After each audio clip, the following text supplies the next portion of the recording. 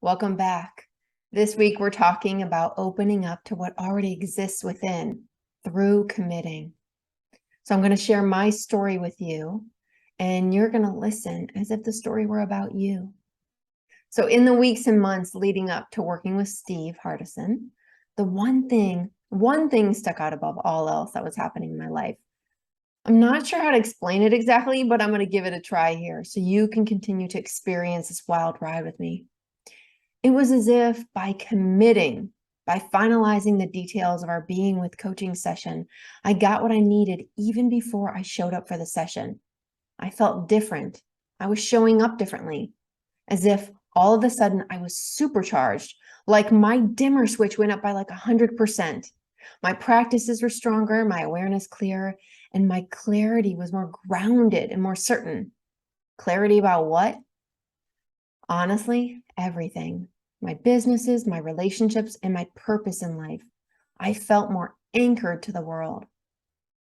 Prior to my trip to Arizona, in one phone conversation, I said to Steve, "It's strange.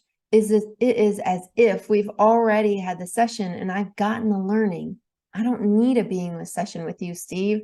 I need to be with me." Kind of crazy to say to someone that you've invested and committed to coaching with, right? I was opening up even further to what already exists within me. Potential energy, limitlessness. By believing in and investing in me, I unleashed that potential energy. I want to tell you a little story about that.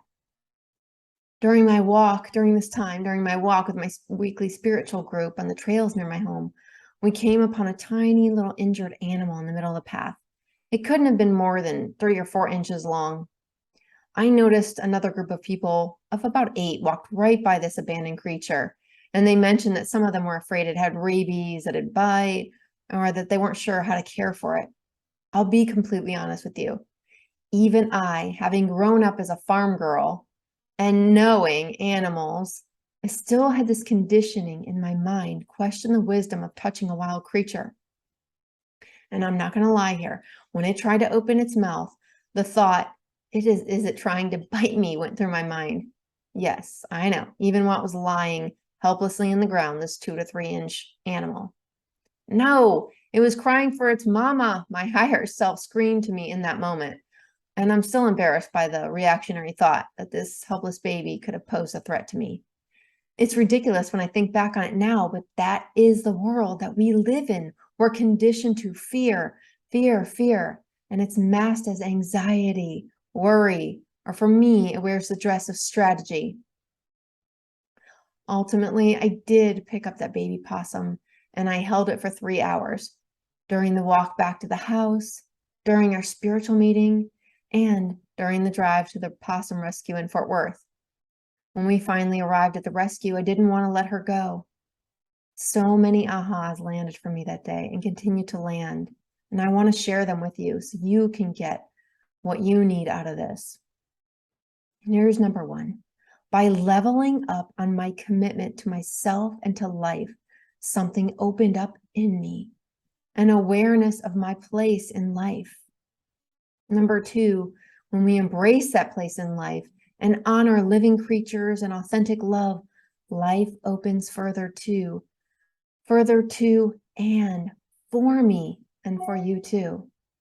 And number 3, when I stop creating fear, the judgments decrease by 90%. I really want you to hear this. The voice of judgment has almost completely ceased. We're going to talk more about what is being created in my external world next time. For now, remember this. I am the possum lying on the road, and so are you. We all are. And here's the thing.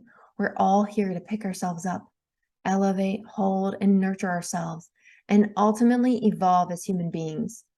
And we're here to pick each other up and nurture one another with love. This isn't about me. It's about you. It's about all of us. It's about our collective and shared humanity. So here's your challenge for the week. Commit to creating your life. What does that mean? It could look tactical, it could look tangible. For example, if you've dreamed of starting a new business, create a business plan, sign up for your LLC this week, or hire someone to create your website. Or this could be a personal internal commitment to yourself. It could be about living your truth, living your purpose, and creating impact in only the way that you were meant to. So I'm really grateful to you for showing up, for listening, and learning for yourself, growing for yourself, committing to your evolution. I look forward to seeing you back here next week. Thank you. Bye-bye.